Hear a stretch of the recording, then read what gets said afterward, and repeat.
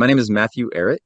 I'm the editor-in-chief of the Canadian Patriot Review and the director of the Rising Tide Foundation. I've written a few books as well on the untold history of Canada. I'm based in Montreal, or very close to Montreal, and so I've been doing this now for about, I would say, about 20 years as far as an obsession is concerned, to try to just, in a certain sense, help my own mind make sense of the chaos that I was born into and the neurotic dysfunctions of our society that I was told, and we were all told, were normal and that we should adapt to.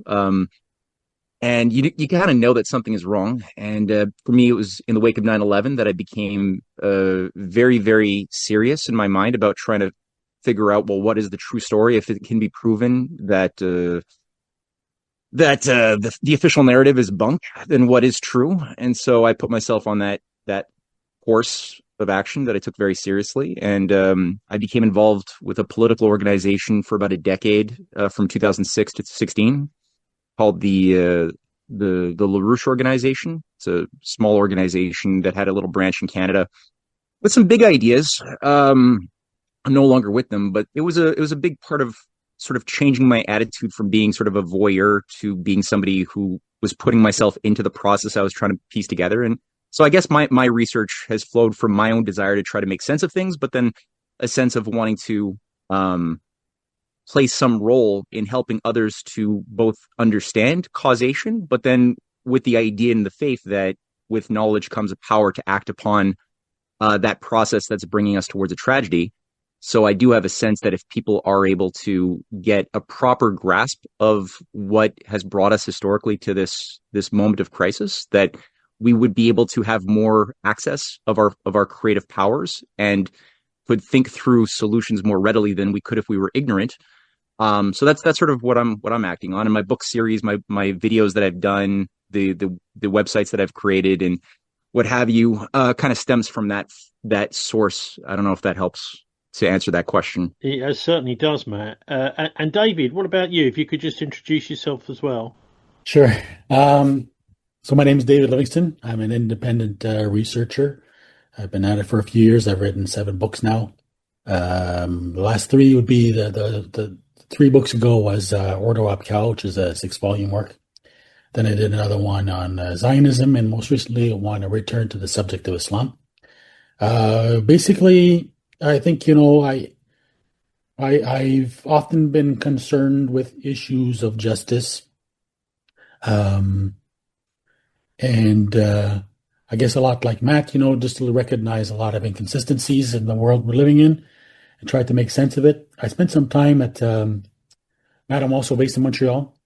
I went to the Liberal Arts College of Concordia University. And that was particularly interesting because that's where in fact, my subject of study was Western civilization. And we've gone into this before, Tony, so I'm not going to go into too much detail, but basically it was the full brunt of the version of propaganda that's being taught, particularly in the West and in North America. I've studied the background of it to understand where exactly that came from.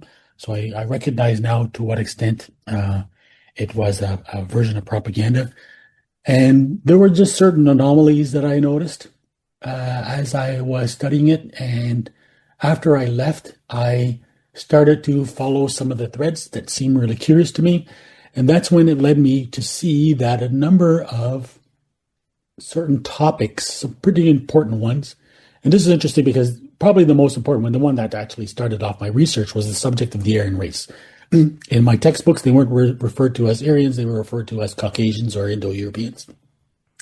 And I eventually learned that the origin of the legend was shaped by Masonic legends, particularly the legend of Atlantis and the sons of God, or quote unquote Nephilim, and of Genesis.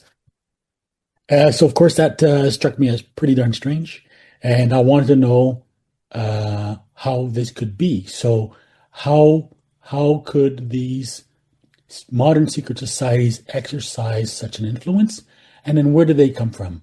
The accounts of their own origins are mostly legendary, and so I was curious to find out what were the real origins. And that's when I traced it all back to the 6th century BC, and the origins of the Kabbalah amongst the Babylonian Magi, and how that evolved into Greek philosophy, Hermeticism, the mystery cults of the Hellenistic times, and how that basically created the foundation for what they call now the Western esoteric tradition.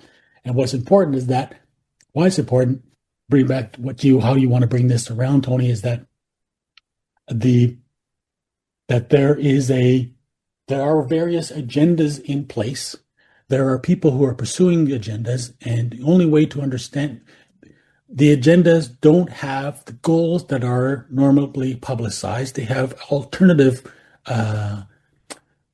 reasons for pursuing these goals, and the only way to understand them is to understand how they have derived these ideas from an occult tradition. And the only way to understand that is to trace it, and it requires quite a bit of detail of exploring 3,000 years of how this thing has developed, so you can see how it has been preserved over the times, who has been participating in its preservation, to understand how it has evolved to the point that it is today, and how it is fundamentally shaping the world we're living in, primarily through things like Zionism, concepts like the New World Order, transhumanism, artificial intelligence, and basically most of the key driving agendas that we're experiencing today.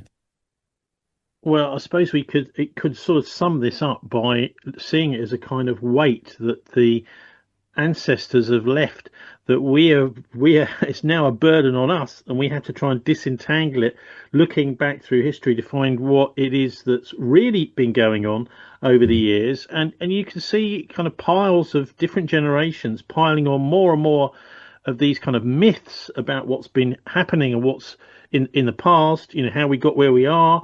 And I think Orwell sums that up beautifully. I know it's a well-known quote in 1984. He who controls the past controls the future. Who controls the present controls the past. So I'll ask you both, maybe you first, Matt, what you think are some of the really important events in history that maybe aren't given anywhere near as much attention as they should be, that brought us where we are.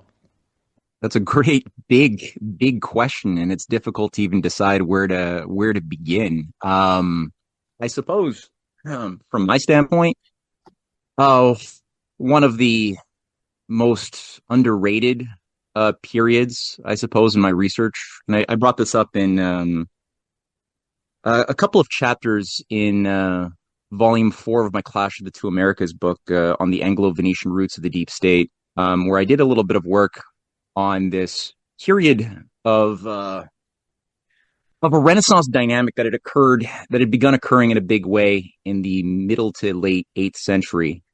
And you had this strange configuration of civilizational forces that had all experienced a Renaissance dynamic around the same period. And that includes, the Carolingian Renaissance that saw this like massive burst of beautiful architecture, new discoveries, internal improvements, sanitation. There was a literary movement as well that was quite big, the training of orphans to read. And you had the Abbasid dynasty, so you had this Renaissance dynamic in the Abbasid period as well, where you had the growth of these houses of wisdom and various Jewish and Christian and Muslim scholars that were meeting together to do translations of ancient works, astronomy, a variety of things that accompanied a revival of the Silk Road that the Tang dynasty had brought back online after 400 years of disarray. There was something like 30 different dynastic sort of, I guess you could say warlord emperors that came and went after the Han dynasty collapsed, and the Silk Road that went on for about, I guess the 2nd century BC to the 2nd century AD. It completely fell apart during that time, and it began to be revived under the Tang dynasty in around 684. And so it wasn't just trade and spices, but also cultural ideas that manifested in I think, a better understanding of each other's cultures. And with that understanding was a reduced capacity to have these divide to conquer wars between civilizations that the empire always kind of needs to just control the chaos on the chessboard. So you had this dynamic that's just so interesting. And I wrote quite a bit about that. That also brings in the high, kingdom of Khazaria that everyone likes to have an opinion about.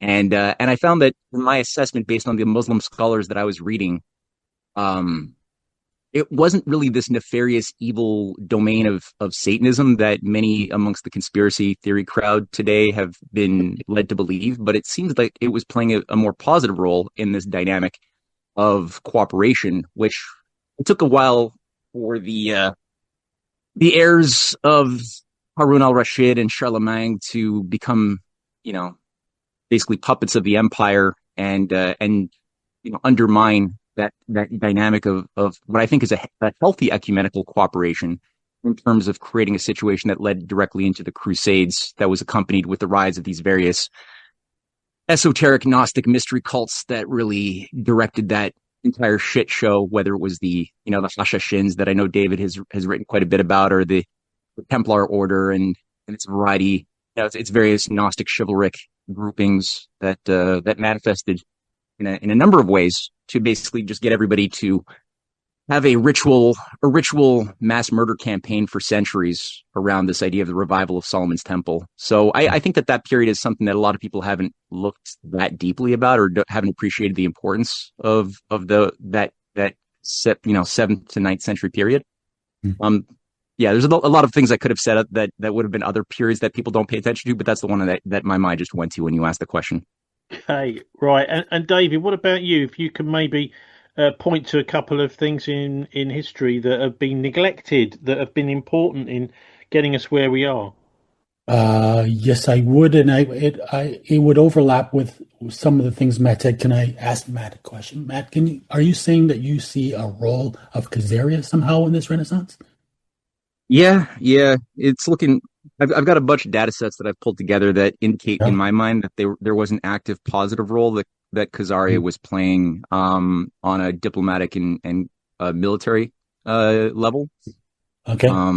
If you want me to say some words about that, I could, but I don't want to take away from you. Yeah. Quickly, if you can fill that one in there, Matt, please. Okay. Well, I don't have the Muslim scholars the names. There's like five or six Muslim geographers and historians at the time of the 9th to 11th centuries who wrote about Khazaria. Like a lot's been completely flushed, so there's very little to work with. But we have these scholars who lived and saw and wrote about. And one of the things that they pointed out is that that Khazaria didn't actually have a standing army. They actually had a Muslim army of 5,000 soldiers that were provided by the Abbasids. And the program upon which this Muslim army, which lived in Khazaria, that I think I'm not going to say more about that because I think the people listening to this program are familiar with the geography of Khazaria and the time frame. But they had a program where Caspian Sea, Khazaria is notorious for doing a mass conversion to Judaism. Yeah, the King Bulan around the mid 8th century, and so this Muslim army had a program where they would fight to defend Khazaria under any circumstance where unless this Jewish kingdom found itself at war with the Muslim kingdom, at which point they would turn on the Jewish kingdom, which was a very interesting agreement and a big act of faith. And also the Supreme Court, so it was run by a court of judges that was very well represented. So the masses who lived in Khazaria were not Jewish. The people, it was like the governing class, but the governing class had this judiciary that had equal representation, like 2 Muslim, 2 Christian, 2 Jews on this court that determined the laws of the society that even the king was beholden to. And then there was a lot of information pertaining to the provision of diplomatic envoys that would help broker peace arrangements between the Charlemagne and Harun al-Rashid when there were efforts by the Vatican, this like Gnostic network in the Vatican that were trying to get a crusade going back in the like 800 or so. Even at the end of the 8th century, early 9th century, there were efforts to get the crusade going. And so there were these incredibly creative maneuvers that were brokered by these Jewish envoys to avoid the war, which I write about in my book. So I think that they were positive overall. I don't think that they were as negative as people think. Well, I love the way you've just brought in this whole concept of empire where, the successful parts of empire always seem to be where there is some form of proper justice going on, and so there aren't these divide and rule wars, and that the trade can flow and the empire gets its way. But anyway, David, I hope that helps answer your question. Yeah, it does. Thanks. Yeah, just to support your point, man, I think, there's often an error to try to see nations as being collectively conspiratorial, right? That's not really that's not the way they operate. And there's maybe conspirators within nations, but they're usually some kind of like a rogue group within a nation. But that's why there's often this mistake to try to pin too much on the Khazarians. But they're a very important subject because, of course, they emerged in the Don Valley Basin, which recurs many, many times. That's also the place of origin of the Scythians, and so it's all interconnected, overlapping with all kinds of legends, right? So particularly legends of Gog and Magog, the legends of the lost tribes. So this is how because they've done genetic studies, and the topic of Khazari has been highly exploited, as you know. They've done genetic studies, and European Jews are descended from basically the area of Palestine, but there have been some studies that have traced some genetic elements back to possibly the Khazarians, and but even beyond that, the Khazarians themselves were traced back to, I think, the tribe of Simeon or tribe of Reuben or something like that, who came there sometime, after Babylonian exile. So they were also traced with the Edomites, which is why you find that there were descriptions of both the Scythians and the Khazars as being often red-haired and blue-eyed or green-eyed. And that's a really recurring theme. And it's really important because this seems to be a theme that has been picked on by occult historians, of course, most popularized by people like Dan Brown, right, who fixates on Mary Magdalene's red hair as being somehow a trace of her ancestry back to Jesus. But there's also a good book by Paul and Gal called Red Jews and Anti-Semitism. So he basically shows how the whole, all the legends around Khazari and all that were so much interconnected with, again, Gog and Magog, the lost tribes, and this whole legend of the Red Jews, because part of the anticipations for the end times is that the Red Jews, who are equated with the lost tribes, are supposed to come forth to assist the Messiah in his conquests of the world.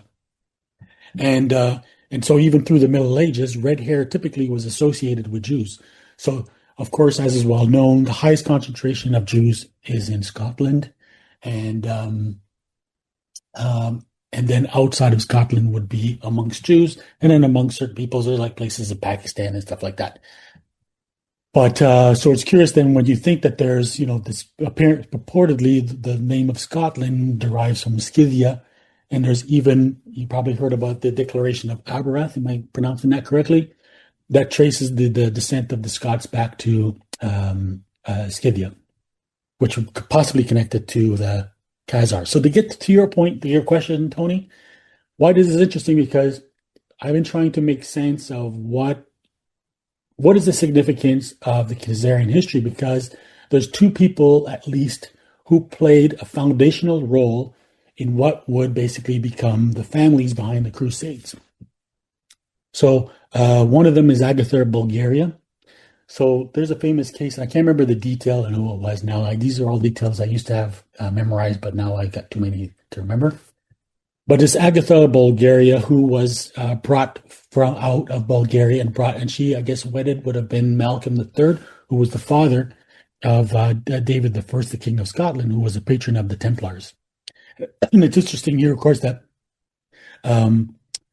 Malcolm, of course, was a Scottish name, and David would have been a biblical name, which seems to have initiated a transition of the Scottish aristocracy to a sort of more biblical an identification with a biblical heritage, and they become crucial in the history of the Templars. So, and then there's another lady who's particularly important is Elizabeth of Hungary, because there's a whole legend inside of there's a Gesta it's a Hungarian legends of the Hungarian ancestry, and Hungary was founded by the Magyars, and the Magyars basically came out of the area of Khazaria after that kingdom was destroyed. So there seems to have been a dispersion of Khazarians after the end of their empire, I guess in the ninth century. If you remind me the details of that, I'm not sure. And they seem to have spread in different parts, and Hungary seems to have been one of their main points, because then this Hungarian aristocracy becomes really crucial. So Elizabeth of Hungary, she becomes famous as for performing what's called the miracle of the roses. So she apparently, I can't remember what the circumstances, but she lifts her skirt because her husband catches her feeding the poor or something like that. So she lifts her skirt, and all these roses fall out from under her skirt, which is a connection of the Ionic symbolism of the rose, because this, of course, is crucial to the Kabbalah, where the rose is the symbol of, according to the Zohar, the Jewish congregation. And so this is from this point on that you get the symbolism of the rose disseminating itself across Europe. Her father-in-law was Herman the First of Lithuania, who had sponsored the what's called the Singer Krieg, which is a song contest, where Wolfram von Eschenbach produced the Tale of the Night Swan. And the Tale of the Night Swan was basically a demonic slash spirit who appears on the shore drawn by swans, and he becomes the father of Godefroy of Bouillon, the leader of the First Crusade. So all these families are all connected. They all basically tie themselves back to the legend of the Night Swan, and they go back to Guillaume of Bouillon that I've traced before. And so the family of Agatha of Bulgaria also marries into this entire network. And this produces the aristocratic families, particularly of Anjou in France, the Plantagenets in England, what are the other regions? Most of basically the leading families who precipitated what's called the First Crusade, or also known as the Prince's Crusade. And the Prince's Crusade basically, so what's interesting now is that, all these themes were originally basically can be traced back to the Kabbalah. So even Wolfram von Eschenbach claims that he got his story from I guess it was like a Jewish convert to Islam from Spain or something like that, and that Flegetanus, I think, is what his name was, effectively implying that it's a Kabbalistic legend, because really all these families, particularly in southern France, are very closely connected to the Cathar movement, and the Cathar movement basically was a Christian manifestation of the Kabbalistic influence. A very important person was Rashi of Troy. Rashi is an acronym, but he's one of probably the most famous and respected Jewish scholar of the Middle Ages. He's also considered one of the first original founders of the Zionist movement, because he articulated that the Jewish people were entitled to repossess the land of Israel. We'll go on to another topic. This is novel because it goes against the three oaths, but that's another topic. But Rashi of Troy was working with Hugh of Champagne, and he was also part of a school that was teaching Stephen Harding, who was a friend with Bernard of Clairvaux. So it seems evident to me that there was a plan afoot to try to mobilize a Christian army to conquer Palestine, which was an absurd object. Militarily, it was a complete absurd objective. But as you know, I can't go into the details, but I hypothesize that there's long been a tradition that there was treasures buried, a tradition held by certain ranks of Jewish philosophers, scholars, that there was a treasure buried beneath the temple, and that's what they were out to get. And what they seem to have discovered is a book called the Sefer HaBahir. And I think that's probably the most crucial point, the turning point in history, because what happens is that, as I mentioned, the cult movement begins in Babylon in the 6th century BC and then goes to Plato and Pythagoras and Hellenistic times and flourishes with like cults like Mithraism and the mysteries of Isis, Osiris, and all that stuff, Neoplatonism, Hermeticism. But what happens is that with the conquest of the Roman conquest of Jerusalem and the destruction of the Second Temple, you effectively get the mystical tradition in Judaism is effectively squashed. And this is exactly the topic that people like Gershom Scholem and Moshe Idel have tried to tackle. Another one is Nathaniel Joyce, is the puzzle of how is it then that Gnostic ideas that had been marginalized for 1,000 years suddenly appear in the late 1100s. And so they appear in the form of the book called the Behir, which comes to them. They even have trouble putting it together because it comes in bits and pieces where there's parts missing and like certain senses are cut off. So they can't explain it. So my hypothesis is that it was discovered in excavations conducted by the Templars inside of the old Temple of Jerusalem. And that's basically the turning point of history, because that's effectively the time that the occult tradition manifests itself in the West. First, what they do, the Templars, of course, go and are introduced, inducted, initiated to this conspiracy by the assassins, because that's where the occult has survived in the Middle East. And what's curious is that the next stage where the Templar legend and influence emerges is after the Renaissance. The Renaissance was sort of a percolation of these themes, but they sort of really manifested their political influence with the Rosicrucian movement, which was led and sponsored by the House of Hessen-Kassel, who traced their descent directly back to Elizabeth of Hungary. And then the rest is history. Then, of course, one of the most important members of Illuminati, a sponsor, one of the most important political conspirators of the late 1800s, who was a member of Illuminati, also Grand Master of the Asiatic Brethren, which is a Sabbatean Frankist organization, was Prince Charles of Hessen-Kassel, who traced his descent directly. He was a direct successor after how many generations from Maurice and Hessen-Kassel, the sponsor of the Rosicrucian movement, both of them tracing their descent back to Elizabeth of Hungary. Okay, Matt, over to you. What do you make of that? Well, I mean that was pretty comprehensive. Quick question: where do the Normans play into this process? Like, what were the Normans, and how did they play into the driving force, or at least not maybe one of the key players behind the Crusades and the Templars? So again, it's a nation, right? So I would shy away from making a nation culpable of anything in particular. But there was Normans who did play a role. So the founder of the Norman nation, of course, Normans means that they're Norsemen, right? Those are the Vikings who settled in northern France, and they later became as Normans. And they it was founded by Rollo the Viking. And so, according to some genealogies, Rollo the Viking was married, I think, to a descendant of Guillaume of Boulogne.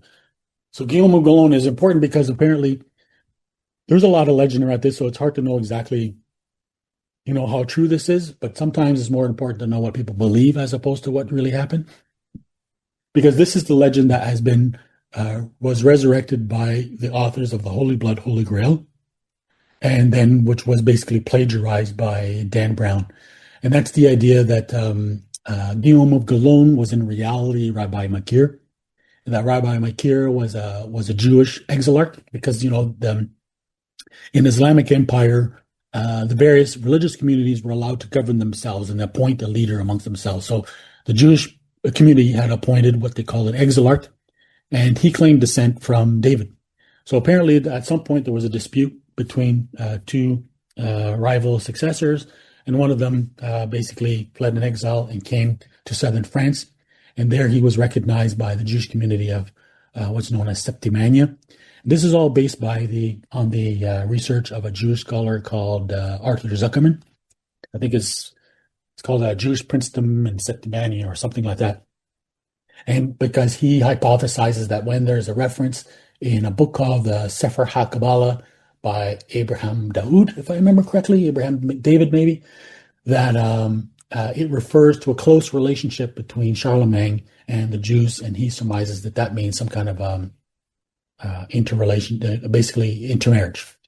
But it's fascinating because Guillaume de Gaulle becomes a hero of various sort of early chansons de geste and things like that, and becomes very much a legendary figure. And what's interesting is that you can trace so much back to him. It's his son or grandson, William of Aquitaine, I think is what it was, who was the founder of the Abbey of Cluny. And the Abbey of Cluny is central to the entire Christian history of the early Middle Ages. They're pretty much the architects of the Crusades. Yeah, I think what was the Pope who announced the Crusade? He was a former. He belonged to the Abbey of Cluny, if I remember correctly. And, that was the Cistercian Abbey, right? Yeah. Yeah. So is this Yeah. William of Aquitaine? Was this also the first troubadour, the grandfather of No, it's a different one. Aquitaine? Yeah, so It's that a would have different been guy. his. That would have been like his descendant, who Okay, then so was this the guy's Kim's. grand Okay. later. Yes, Hmm? who would then Hey, have look, been the Matt, I grandfather want to of. go to you Yeah. actually and get your take on the Crusades, because if we're talking about this period, I mean, everybody with half a brain cell can surely see that we've seen a kind of revival of the Crusades with the First and the Second World War, with the British taking Palestine, the creation of the Israeli state in 1948, etc. And that's caused quite a lot of trouble over the last few decades. But what's your take on the potential link between the original Crusades and this modern one? Oh, well, I see them as sort of. I mean, it's one thing. I don't see them as two different things per se, but I do think that yeah, that ignoring the role of these Gnostic societies, these initiatory mystery cults that masquerade as either Christian or Jewish or Muslim is a big mistake that a lot of people who try to talk about the Crusades they make the same mistake because it's these agencies that are colluding together and which are initiating the thing which we can map out as being the sort of this forever war that it did end up coming to an end after some centuries, but it was very, very eschatological. It was very much premised on a certain notion of restoring Solomon's temple. A lot of David made the point that the Templars were being influenced by the earlier what are they called, the Hashashins, the Nizari Ismaili groups that were set up by this dude named Hassani Sabah, who was himself, it seems, they're sort of like this Islamic Kabbalism, this version of Kabbalah within the Islamic world too. That's called the Batiniya. So he was a Batiniya missionary. And it's premised on this notion that you've got the Quran that's written that anybody can read, and then you have the secret Quran that's oral, that's transmitted by initiates onward and onward, which becomes a bit of a game of whatever, like whoever can just kind of make up the most persuasive story and construct an institution around it. Kind of makes they kind of define what the truth of the secret Kabbalah is. So there are these groups that have pursued or pushed this notion that Muhammad had a secret teaching when he was up on talking with the angels that was not accessible to the uninitiated ear. And so the Batiniyats, one is called the Zahir and the other is the Batini. So the Batini means hidden, Zahir is for the profane. And so he sets up this thing called the Hashashins, and they have this Alamut fortress, and this is about 1090, and a few years later the Hospitallers are set up to help oversee the First Crusade, and then that's set up by this guy named Gerard. It's a Benedictine Grand Strategist Bernard, not de Clairvaux. It'll come to me later. But anyway, it's a Benedictine Grand Strategist from Italy that sets up the Hospitallers, and then a few years later, you've got the Knights Templar, the Poor Knights of Solomon's Temple, also set up.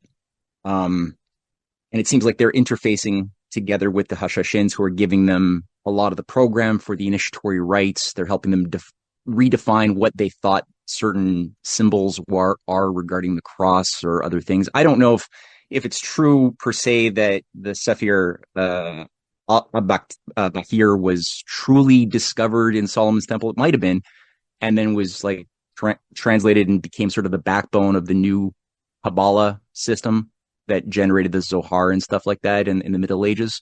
Of course, a lot of the true believers want to pretend that this stuff is super ancient. I'm kind of on the fence. I think there's probably a little bit more, probably made up by religious engineers at the time, I think, and then passed off as if it was this ancient thing.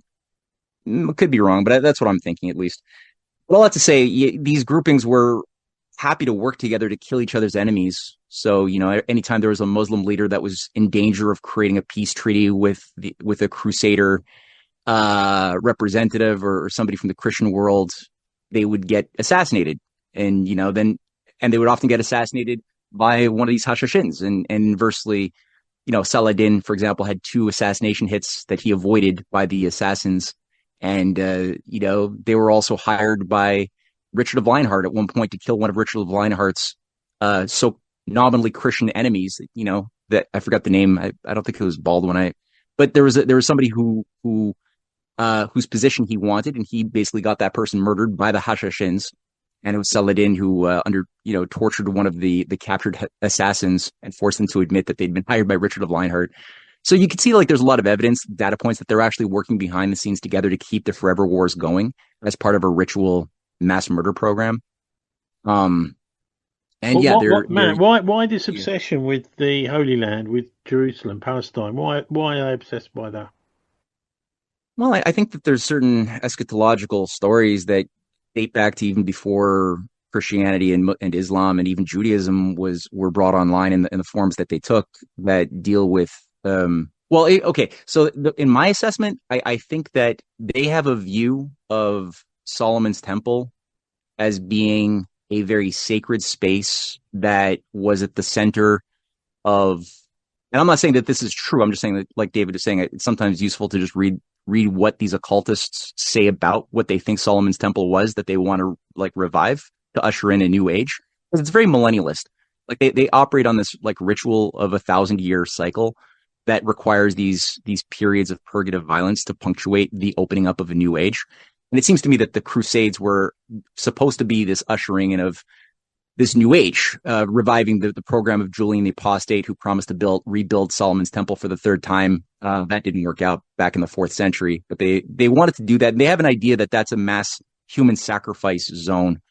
I know when I read the writings of Sir Charles Warren, who set up the Quatuor Coronati Lodge, which also Michael Benioff, from the Holy Blood, Holy Grail author, he's also a member of the Quatuor Coronati Lodge that excavated Solomon's temple in the 1860s, 70s. Although they were officially set up in the 1880s, but anyway, they already existed before that as the Freemasonic Research Lodge. He was of the view that the zone under, for example, the Dome of the Rock, which is near Solomon's temple, that was sort of where the Templars had their home base, was a mass human sacrifice zone. And they had these tunnels under there's sort of 2 compartments under the so-called, it's not really the rock, but it's supposed to be the rock where Abraham was told to kill his son, and the angel stopped him. Under that rock, there's a subcompartment, and then under that there's another compartment, out of which there are these massive tunnels that distribute supposedly human refuse and blood into the soil of the adjacent region. And that was, in Charles Warren's thinking, who was a major occultist, the center of a global high priesthood in the ancient world that they want to revive as sort of the new organizing principle of their new age that they want to bring in. And I think that the Templars probably had something witchcrafty like that going on in their minds as well, that presumed that you had to sort of manifest a type of cataclysm of purgative violence that involved interpreting the battles of, the stories of Gog and Magog from the Bible in a certain way, and ushering in the Antichrist and all this other stuff. But they seem to kind of want to, it's the Pygmalion effect, they kind of want to bring the new age, and they interpret it as meaning you got to kill off most people that live, and then then they end up doing it. And then they, George Bush saying, well, see, it's, we're at the Battle of Gog and Magog because of us bombing the Middle East, and it's here, it's now. It's like, but you kind of made it happen. It's not really God's decision to do this at this point. That's kind of you doing it, right? It's sort of dishonest. Well, look, cults, I think we have to go there and look at how these cults operate. I remember reading Elizabeth Murray and her book, The Witch Cult in Western Europe, and Yeah, that's it. also The God of the Witches, which, I mean, she was a particularly interesting character in that she started off as an Egyptologist and then she suddenly sort of swerved in the around about 1920, I think, to look at the echoes of much of the sort of pharaoh worship style way of doing things, and saying, well, actually, this is been going on for thousands of years right across Europe underground. And so, as an anthropologist, she was looking at it very dispassionately, but fascinating to see the way that these cults operate. And you're right to talk about witchcraft in parallel with Freemasonry, because a lot of the rituals are very, very similar. It almost looks like, Well, this is the kind. The Templars, I think, really were the first case of like modern witches that were like it seems like they were carrying out hardcore witchcraft, and a lot of the chivalric orders actually have at their core, um, warlocks who are like, the cousin of James the First, of Scot or of England, who is I think Margaret Ann Murray also points out that he was also a very high level witch, that was trying to kill and make himself the king of Scotland and then the king of England, as a steward. But yeah, they're everywhere. These things, these witches are. I think they're very tied to the Templars, though. Yeah, and the idea is that it's secret knowledge, it's hidden knowledge. The idea is that they're working in concert. So, for example, with the head of one coven is also part of the 13 in a higher coven. It's very hierarchical like that, and that's also, of course, been mixed up with many of the individuals. Very difficult to know who exactly, but Margaret Murray certainly had a go within the European aristocracy. But anyway, David, what do you make of this? Where we're looking specifically at the parallels between what we're seeing now and the medieval crusades. I'd like to come back to the point that you raised, Matt, about Charles Warren. That's particularly fascinating. I didn't realize that that's what he believed, because he's been essential for my thesis, because he was also part of a team that discovered that the Templars had conducted excavations, and that's what I use to substantiate my claim that the Templars could have discovered the Bahir. And so there's two things that make Charles Warren interesting. One is that, like you said, he's linked to Quattar Coronati, but he's also he was linked to the Palestine Exploration Fund. So that's really kind of like the beginnings of the British Zionist movement. They were going out to ostensibly, carry out these surveys of the Holy Land, but of course it was to prepare their reconnaissance for an eventual conquest. This is also the same group that set up the first Masonic Hall in what they called Solomon's Quarries. And what's interesting is that after he conducts his mission to I guess it was for the PDF, for the Palestine Exploration Fund, then he comes back to London and he heads the investigation of the Jack the Ripper murders. And this is why he's central in my chapter on the Jack the Ripper murders and my study of the burgeoning Zionist movement. There's so many curious overlapping relationships. Quattro Coronati is very closely linked with the Golden Dawn, and of course, the Golden Dawn is a neo-Frankist organization, right? It's founded as a revival of the Asiatic Brethren. It's also founded as in reference to the Frankfurt Juden Lodge, which was also called sort of like a nascent dawn in German. And so the Frankfurt Juden Lodge is where Edward Berlin was initiated. That's really how you get the birth of the occult revival. It's the Frankfurt Juden Lodge. Yeah. Okay, young Germany Lodge. No, Juden, like Jewish lodge. Oh, Jewish. Okay, yeah. Yeah. Sorry. Because basically, of course, at that time, Jews were, officially forbidden from joining the lodges. So it was the first Jewish lodge that um, mostly only admitted Jews, and it basically mostly accepted members from the Asiatic Brethren, which were founded by Jacobs Frank's nephew. The one of, I guess, I think who became the Grand Master, or like the sponsor of the Frankfurt of the Juden Lodge, was again Charles of Hessen-Kassel, who was again a descendant of Elizabeth of Hungary, the Rosicrucian movement. It was Charles's brother, William Landgrave of Hesse and Kassel, who hired Meyer Amschel Bauer, who later changed his name to Mayer Rothschild, who founded the Rothschild dynasty. So all interconnected. And right. So Warren then heads the investigation into Jack the Ripper murders, which of course was some kind of strange Masonic ritual. The murders took place in houses, in buildings that were owned by the Rothschild, because it took place in a Jewish district. There's all kinds of connections now back to people like, Randolph Churchill, the father of Winston, entire network. I was going to say, there's so many overlapping issues here. So basically,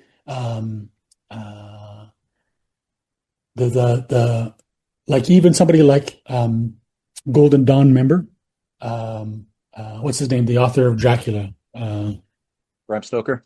Bram Stoker, right? His source for vampire culture was Armin van Bury. I didn't realize how important Armin van Bury was until I wrote my latest book on the history of Islam. He was a major conspirator for about a period of 50 years, leading up from the mid 1500s all the way up to the founding of the Young Turks movement. He sort of had basically feigned a conversion to Islam for a while. He was friends with Ottoman royalty and leadership. He was basically, at the pinnacle of influences all over in British society. He worked closely with Lord Palmerston. And he was also a friend of Theodor Herzl. And so, of course, within the Golden Dawn now was overlapping very closely with the Zionist movement. A very important member was, sorry? No, you finish your thought and then I have a question. Sorry. Yeah, and Samuel Untermeyer, who is one of the sort of founding leaders of the Zionist movement. So to answer your point, Tony, the way I see it is that, to back up what Matt is saying, this is an attempt to fulfill Bible prophecy by Gnostics, right? So we've talked about this before. These are people who believe in the prophecies, the Bible prophecies about the return of a Messiah, of the return of the Jews to Palestine, of the conquest of the world, of establishment of a global empire, and but they have a Gnostic interpretation of it. So they believe that this is a competition they have with the Creator. So they're working to bring about the same results, but from the other camp. And so this is why it seems to me that it begins with Rashi, because what's really important is that after the conquest of Jerusalem, they established the kingdom of Jerusalem. And so all the descendants of these families continued to hold that title even after Jerusalem and the entire Crusader states were lost back to the Muslims.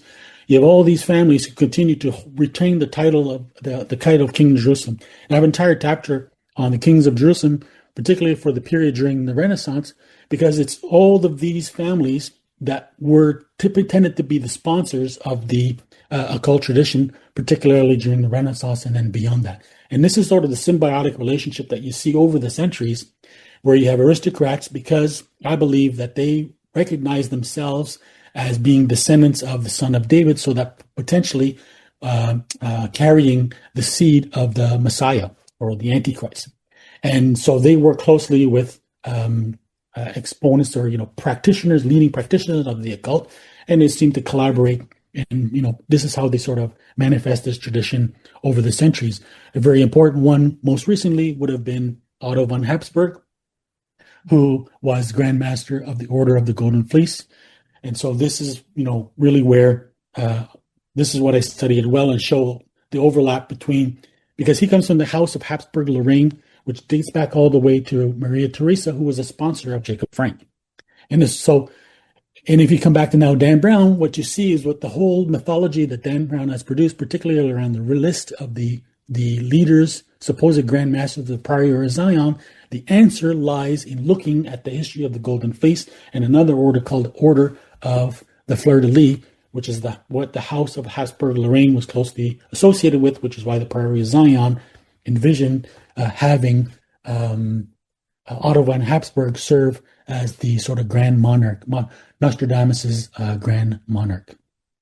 So if they want to stage manage the end of the world, quite clearly they do want to control the Holy Land. It's almost like their center stage for their production, but also that the Antichrist will be their Messiah.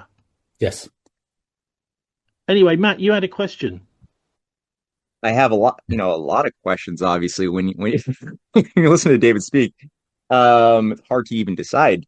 I guess the originally when I asked the question was just on the question. It's a trivial one, I guess, but just you brought up Armin von Bury as being the inspiration for Dracula, Bram Stoker's Dracula. Is that yeah. Okay, so the character of the doctor, what is the doctor's name in the story, was apparently modeled on him, but he also basically Bram Stoker consulted him on vampire culture, on Transylvania vampire culture. Okay, cool. Thank you. Because he was also linked to the Pan-Turkist movement. So he was a major figure in the Pan-Turkist movement. So he was one of the theorizers of, the legend of this all comes back, right? The whole Pan-Turkist movement is based on the Bektashi legends, right? And the Bektashi was a Frankist Sabbatian movement, was very closely related with the Sabbatian Frankists of Turkey known as Donme.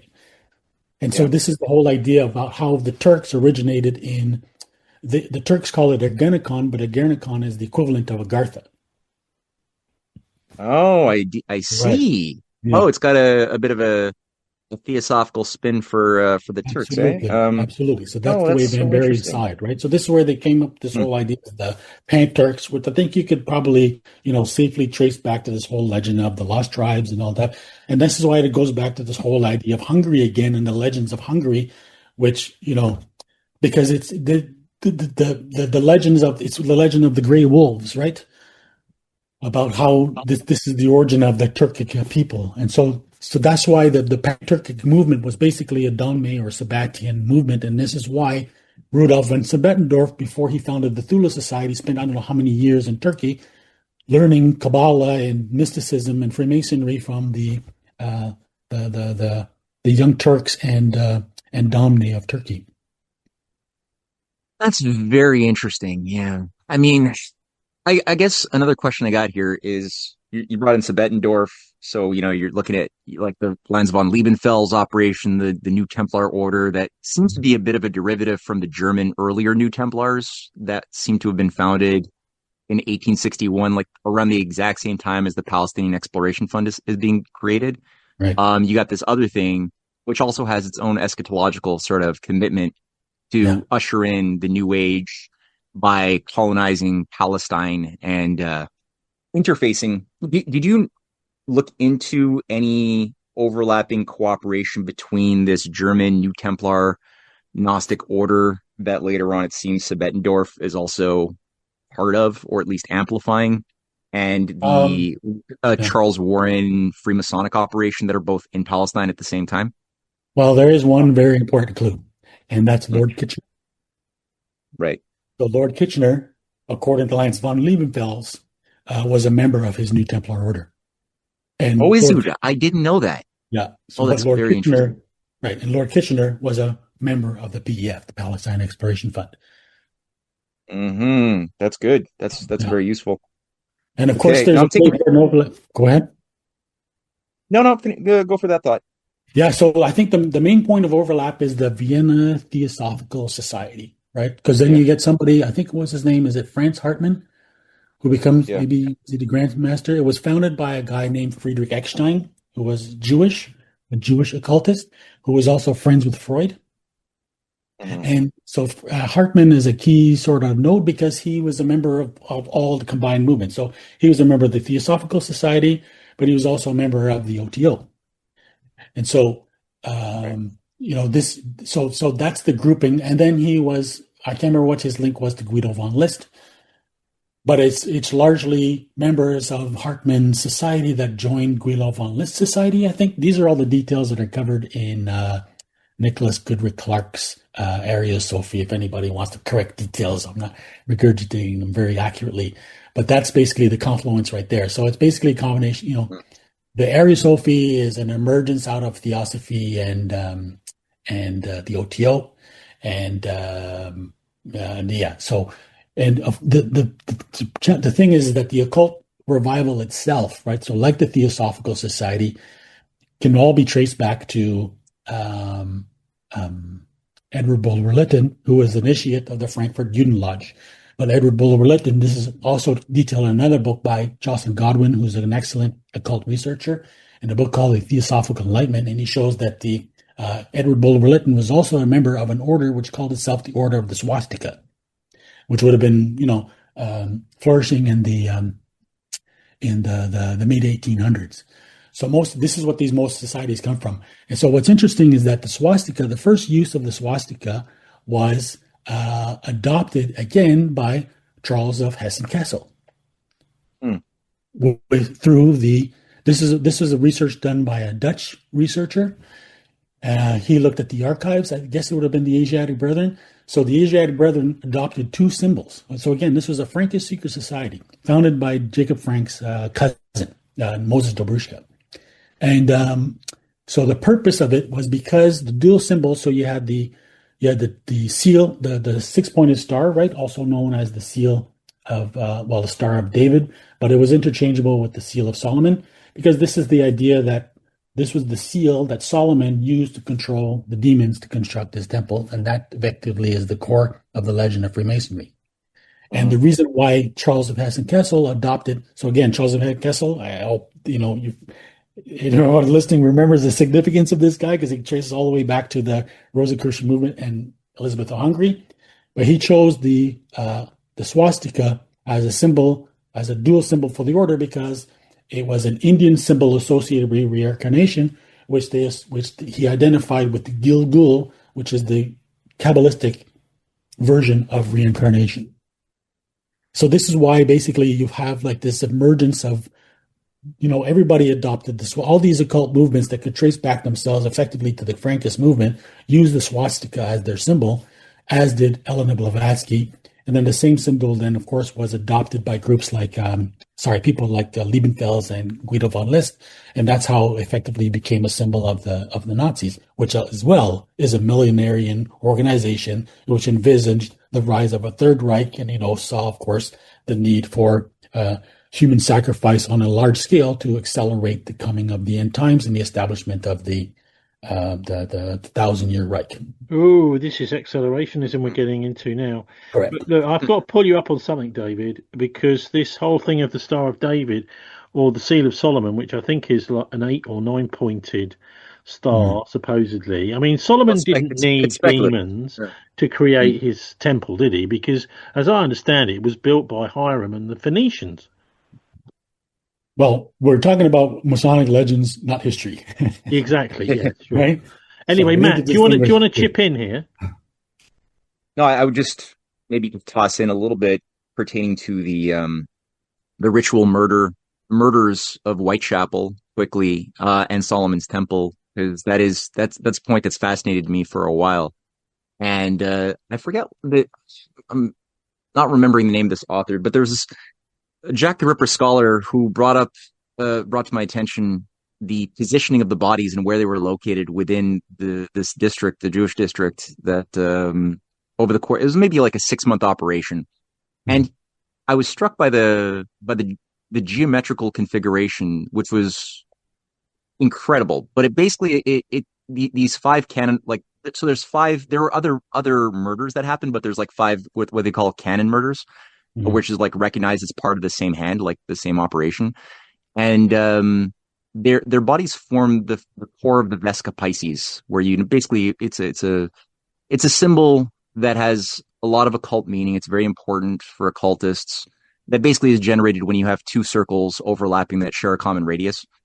And there's it could look like a fish, it could look like a vagina, whatever. And so there's a lot of emphasis on the symbolic power of that.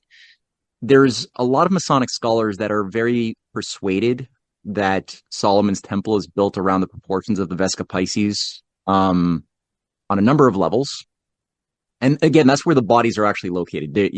I go through that in my book on Edgar Allan Poe's Final Mystery and my Revenge of the Mystery Cult series. And when you look at some of the players within the Golden Dawn and the Isis Urania temple that was set up like months before the Jack the Ripper murders began, there's a lot of people, including Sir Arthur Conan Doyle, who even like positions in his fictional stories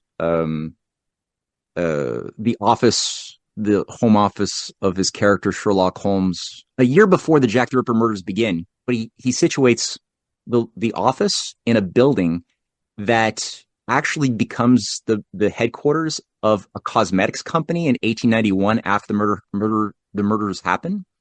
Of a trio. It seems like two parts of a witch coven, where you have this guy Rosalind Donston Stevenson, who seems to be one of the key. He's a disciple of Bulwer Lytton, a close friend of Charles Warren. He was a journalist for the Pall Mall Gazette in Jerusalem for many years during the excavations. And this guy is like, I don't think there was one Jack the Ripper. It seems like there was a multitude of operators who played this role together. It definitely needed Charles Warren to provide cover, and this other Plymouth Brethren freak, Sir Robert Anderson, who also he ran Scotland Yard, but they were like running cover for this ritual murder.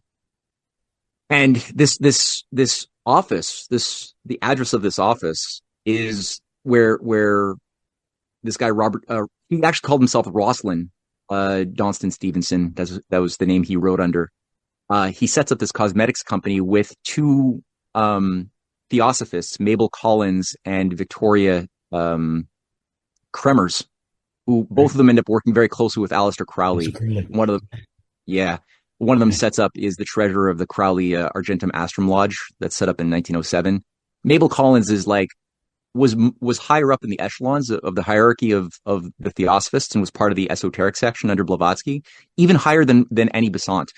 And there was some weird scandal created around some black magic she was doing with a few other theosophists, and she kind of gets kicked out, but I don't think she really does. She goes on to continue to work as, it seems, a witch under the warlock with Victoria Kremers.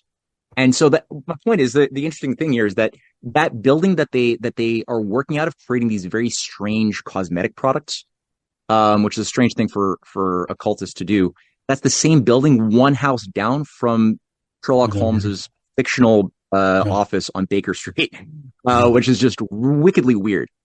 But a lot of these characters, they end up playing a direct role with Aleister Crowley, who has an inroad from a very early stage to these German occultists, and that also involves some Russian angles too. But his like second in command at the Argentum Astrum Lodge is this J.C.R. Fuller, who's he's a top military general in the British Army, ends up becoming one of the world top authorities on tank warfare.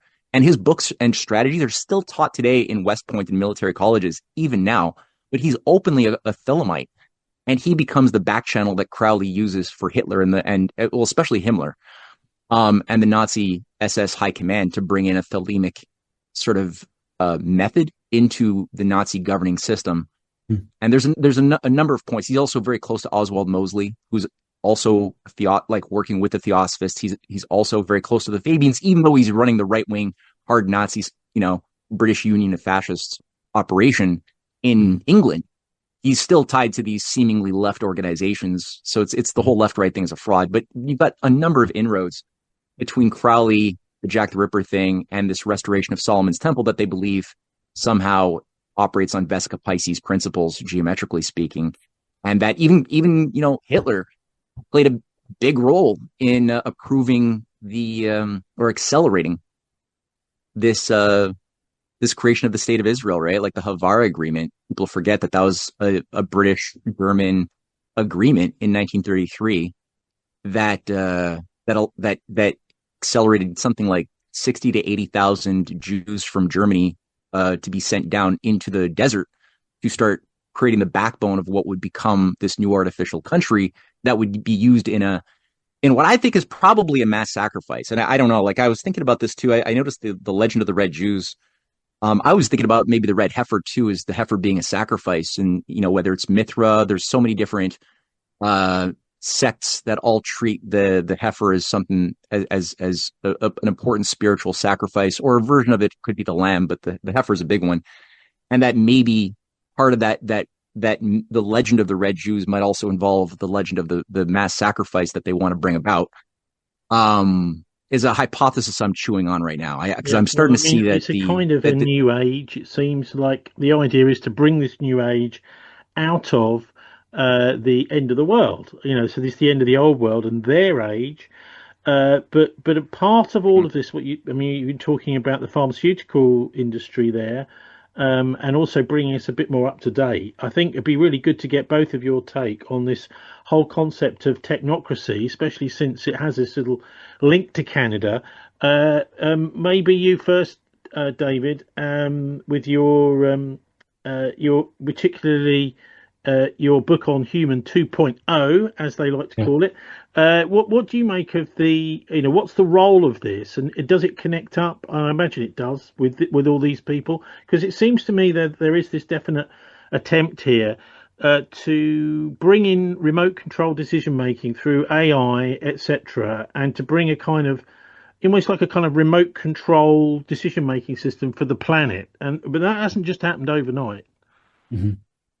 If I could just add something because Matt, I'm really happy to hear you talk about Stevenson, Robert Dodson Stevenson, because he's a central character that I came up with as well. You reveal a lot of facts that I didn't realize in connection to him. I do write though about Mabel Collins and Victoria Kramers, because they are both, like you said, they are members of the Theosophical Society as well as collaborating or disciples of Crowley. So Stevenson now was also working with a guy named William T. Stead, who was a very famous journalist at the time. Mm-hmm. And so he used to run basically a sort of a paranormal spiritualist magazine called the Borderlands. Mm-hmm. Right. So he wrote Stevenson published an article under the pseudonym of Tau Tria Delta. Yeah. And so Stead claimed that Stead believed that Stevenson was Jack the Ripper, as did Crowley.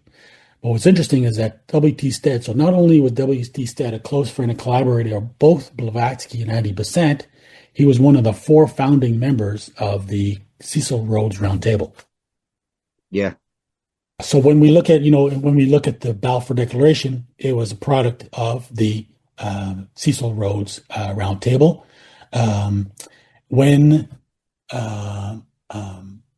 When Herzl wanted to arrange a meeting with the Sultan, it was the first thing he did, wanted to arrange a meeting with the Sultan of Turkey. He used his friend Armin van Bury as a conduit, right? And what's the other connection? So when Herzl wanted to, basically Herzl reached out to Cecil Rhodes to sort of basically bankroll what the plot that they had in mind was that they wanted Cecil Rhodes to pay off this debt, the Sultan's debt, in return for being gifted the land of Palestine.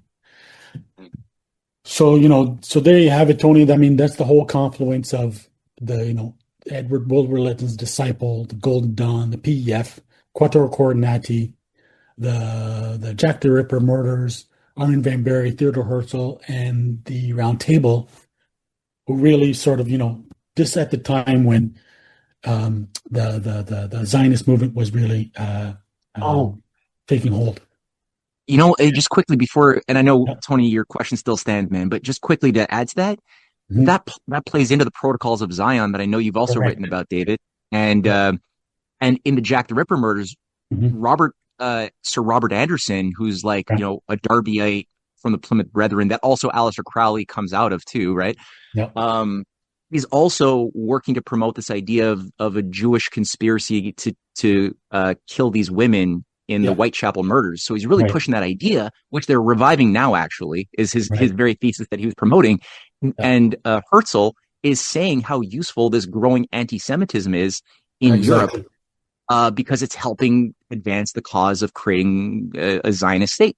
So it all plays together, right? The protocols, the Jack the Ripper murders, all these flaws that are tied to the Theosophists and the Marxists and shit. Exactly. Yeah. So there's an excellent article. Unfortunately, it's in German. It's by another one of the top occult researchers today. His name is Marcus Osterreiter, and he's the one who pointed out this connection.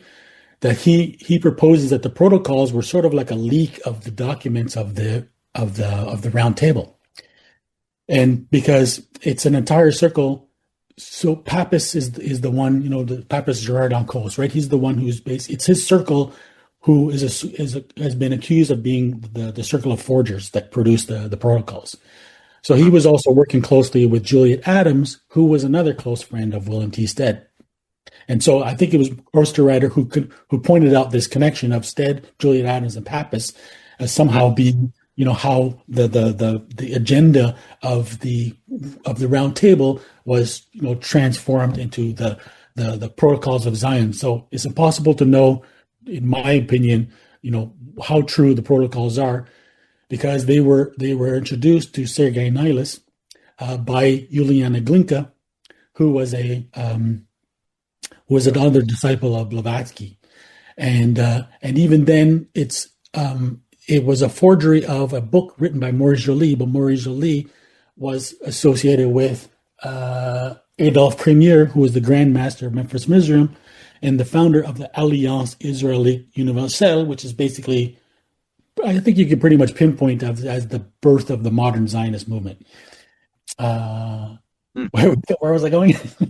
Look, I don't know. You're going to answer my question about transhumanism and how that fits in, because obviously, if you're trying to, it's like herding cats, defining the future through human beings, because they don't even always do what you tell them to do. Computers are a little bit more obedient and a little bit less moral. They don't really have a soul that might resurge. So maybe you could just say something about transhumanism and how that fits into this sort of ride we're on towards the end of the world.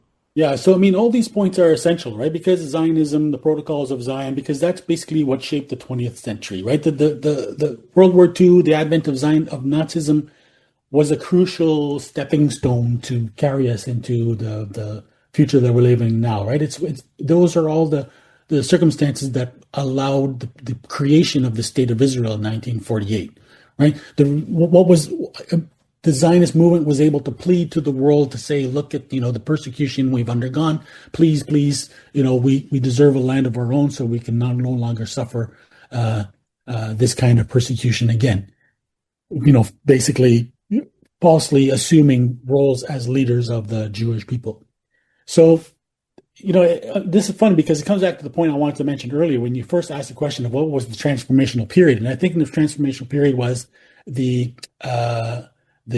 Treaty of Westphalia, which was the conclusion of the 30 Years' War. Because what you get then is the beginning of the, what's it called, the Concord of States or something like that. It's kind of the idea that the world can be divided into states that have sort of mutual agreements between each other to recognize each other's borders. Because that's the beginning of the establishment of the birth of the New World Order. People think of the goal is to create, because of course the goal is to fulfill Bible prophecy where the Messiah returns, collects the Jews in Israel, and then they rule the world. So the idea is that it's going to be a global state. It's going to be a global state, but it's going to be a federated state. And that's what the purpose of so that's why the Treaty of Westphalia sort of was the first to lay the groundwork. And then you have what was the Congress that was concluded after the Napoleon Congress of Vienna? Congress of Vienna, right? So that's, again, the next major step that sort of really concretized this whole idea.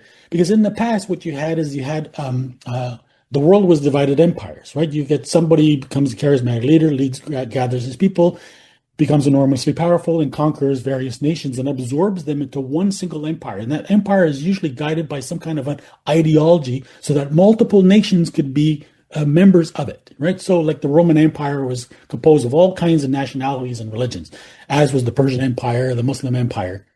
What you have novel in the idea of nations is that nations now are based on some kind of artificial, fabricated identity, which is usually tied to something very superficial, like sometimes religion, but usually ethnic identity, a language, and things like that.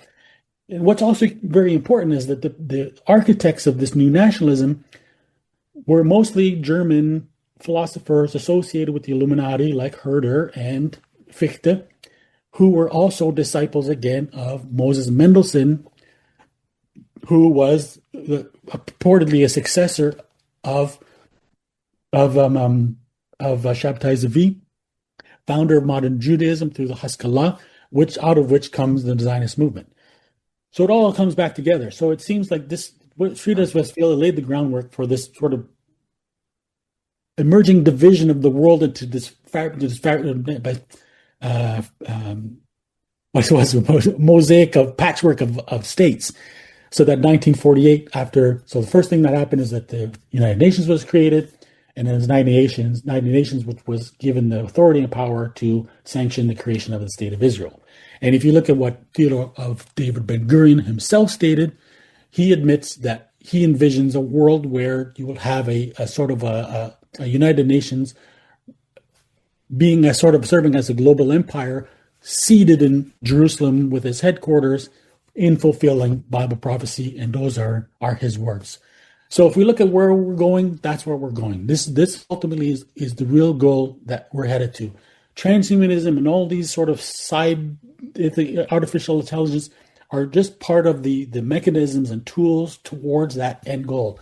Tony, it all comes back to accelerationism. It's all about accelerating the coming of the end times, and that's why these things are all interconnected. So, to make a long story short, the whole idea of transhumanism is based, and this is not my hypothesis. This is an AI. This is Nick Bostrom, who's one of the founders of the transhumanist movement. He wrote a book called The History of Transhumanism, and he traces it back to the legend of the Golem. He traces also like the alchemy and these other things, and to the Frankenstein legend, because the Frankenstein legend itself is based on alchemy. But it's this idea that comes back to the creation of an artificial being through Kabbalistic magic.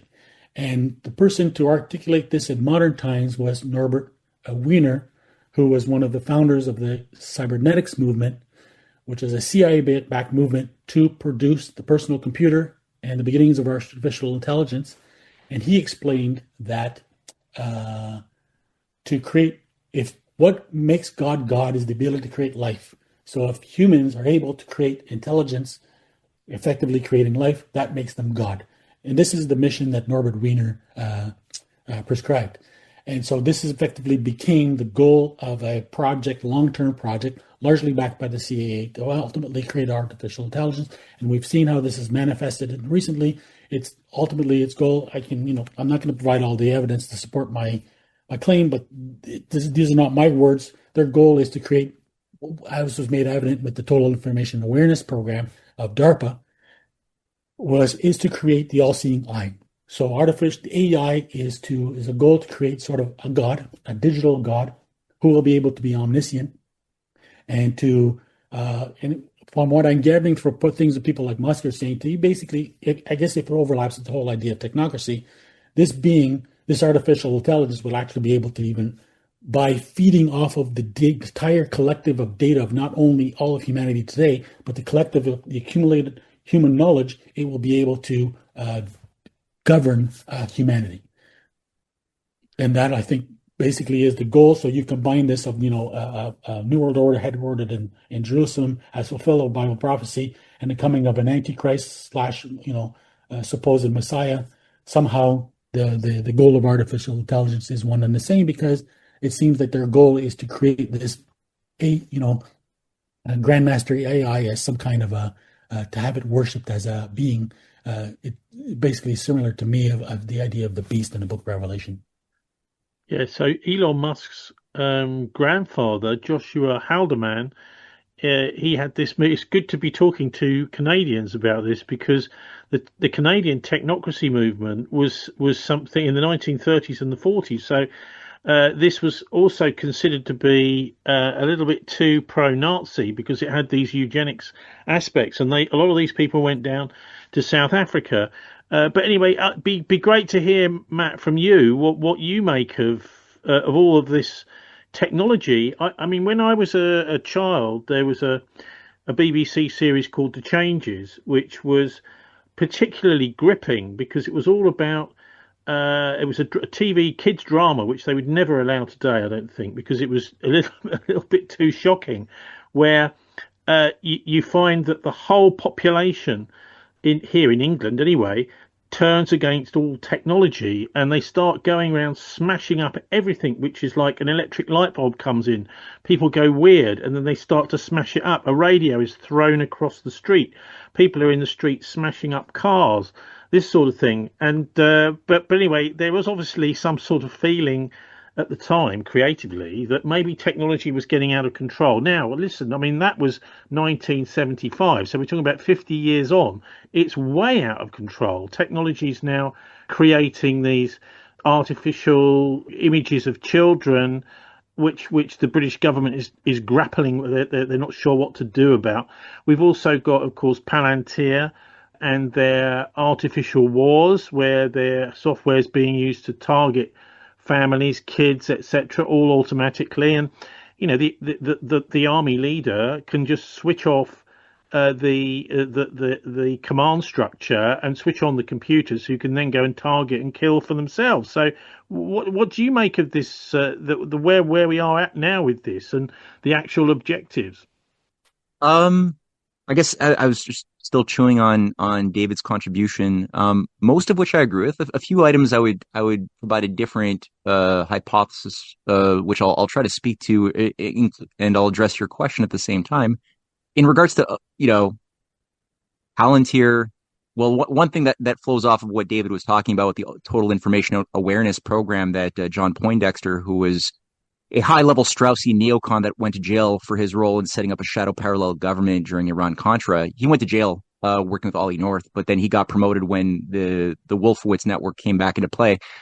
And he was assigned to set up the Total Information Awareness. And as David pointed out, the Eye of Horus was the selected symbol used to sell this new thing to protect American citizens from, scary dangers like terrorism and everything else, and also protect Americans from their own thoughts, frankly, because thoughts lead to action, and action leads to terrorism, right? So anyway, that didn't go over so well at the time in 2003, and it's interesting that the same CIA operation that Poindexter interfaced with, called In-Q-Tel, was what provided in 2004, the year after, or just even months after, Total Information Awareness is put down, Palantir is created, and it's In-Q-Tel, the CIA venture capital branch that's funding Palantir, to basically do all the same thing that Total Information Awareness was promising to do, except now under a new civilian cardboard cutout. And of course, Palantir itself is a reference to the Lord of the Rings, or the all-seeing eye, that if whoever holds and looks into the Palantir can see, is basically omniscient and can see everything. So I think part of this notion that is part of the big myth of global control is this idea of the panopticon, that the slaves will not want to rebel to the degree that they feel like the gods are watching their every move and watching their every thought. And so that creates a bit of that Orwellian stop think, right? Before you have the dangerous thought, you don't even have the thought, because you predictively kind of know. It's this protective stupidity thing, where you know that you're going to get zapped by the invisible electric offense if your mind goes to certain places that it's not supposed to go. So it's nice self-policing. It works quite well. And I think at the top, those cyberneticist high priests who are pushing this transhumanist program religiously kind of know it's a magic trick, but they know that what they want is the effect of people complying to the imagined threat of what will happen to you if you don't. On the issue of yeah, Elon Musk's grandfather in Technocracy Inc. and his role in Canada pushing this new reset of humanity. Yeah, he's directly tied to some high level occultists, including A.R. Oraj, who heads up the New Age magazine, a high level theosophist who coined the term social credit, which Joshua Haldeman ends up running the social credit party after his work with Technocracy Inc. doesn't go anywhere because he gets arrested for being a fascist in World War II. So, you've got these high level occultists. They're publishing Crowley's works in Oraj's New Age magazine. That's what Major C.H. Douglas, a British, again, military intelligence figure who's developing social credit. He's a student under Oraj. Oraj is also working with Gurdjieff, who's this occult espionage figure, who's also, he's acting as his personal secretary. So you got that going on with Elon Musk's grandfather before he goes to South Africa.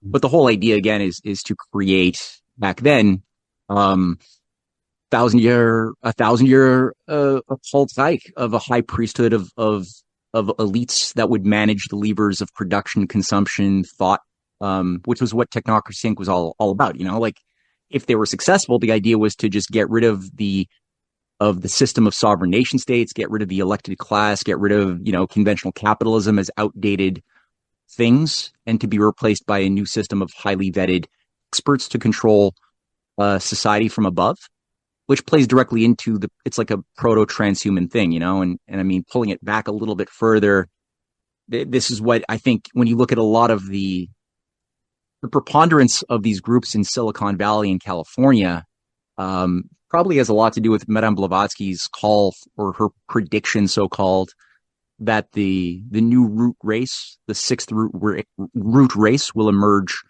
in the west coast of the United States, and specifically, she points out California, and it will be the Teutonic breed, which is sort of in her strange configuration of evolution, the sort of most advanced of the Aryan subroot races. That's going to seed the new sixth root race, which is basically just a spiritualized materialism at the end of the day, but that will, and that's Teutonic. That's this whole falls right into the Guido von List, Armin and Order of Lebenfels and company, that I think, all presumed that this, I mean, they had a whole Aryan Teutonic mythos that they created. Most of it's make believe. It's not even real. They just made it all up.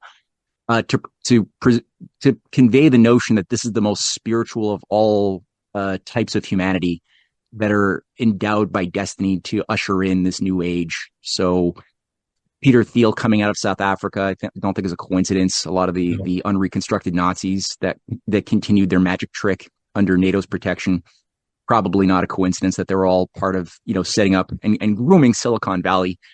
The Valerian brothers that founded modern Silicon Valley grew out of the Crotona Lodge, Theosophical Lodge, which also set up most of Hollywood as we know it, which had a lot of Crowleyites in there from the get-go and before World War I even. So you got this like really nasty thing. It's kind of latched on like a parasite. The only thing I would differ on my analysis from David's, what David went through, would be I've got a much more positive view of the battle to create the sovereign nation state out of the Peace of Westphalia. And I also I've been reading a lot of Moses Mendelssohn's writings over the years. His New Jerusalem book, for example, I read that twice, and I've been looking into also Lessing, who he was close friends with, and Schiller. I've been reading a lot of their writings, and I got to say, overall, I don't agree with that analysis that Mendelssohn was playing a negative role. It seems like he's fighting against this occult faction within Judaism and the Zionist movement in all of his writings and in his work. So I'm getting the sense he's a positive guy, and Westphalia is a positive thing. So on those 2 points, I would differ, but on everything else, I would agree. Yeah, so just flesh out what you mean about the nation state, because surely this is at least a fairly, for us little minions here, this is a good thing where you haven't got empires, overrunning each other, that you've got a sort of a pact, really, agreed borders. At least that means that the ordinary people have got a bit of a better chance of surviving a few generations. when I looked at the organization, like how Colbert and earlier Mazarin organized the Peace of Westphalia, like it wasn't an easy thing. It seemed like it took them years and years to try to get to some point of agreements around which this thing could be finally created sufficiently that the Protestant and the Catholic factions could agree to something that would end the Forever War, which itself was a Rosicrucian Jesuit operation. The Rosicrucians and Jesuits did the 30 Years' War from the get-go. And I don't think that they ever wanted it to necessarily end at any given time. It seemed like there was a big fight. But one of the key things that made it work was not that it was based on the like creating of new regional controls to respect each other's boundary conditions. It wasn't really that. But in the first two articles of the Peace of Westphalia, the treaty, as far as its preamble, was this idea that the new type of these new nations, so-called, would be founded upon a principle of the benefit of the other, and that self-interest would be defined not from a Hobbesian zero-sum standpoint, which is where the empire always wants to keep us thinking about our self-identity in a zero-sum sort of mindset, but rather from the standpoint of the benefit of our neighbors and the forgiveness of all past transgressions, which is another very Christian principle that is difficult to mandate positive principles, but when they come through in law, I kind of resonate with that. And also the third aspect was, I think, the Colbertist dirigist programs of internal developments, which there were like, you can count them and measure the transformation of the treasuries from war making into, and speculation too, which was rampant, into massive internal improvements like the Midi Canal, the biggest infrastructure project in history that was overseen. It was begun by Mazarin, then continued by Colbert, with like thousands of roads and schools being built and sanitation projects. A lot of things that I don't think the oligarchy, I don't see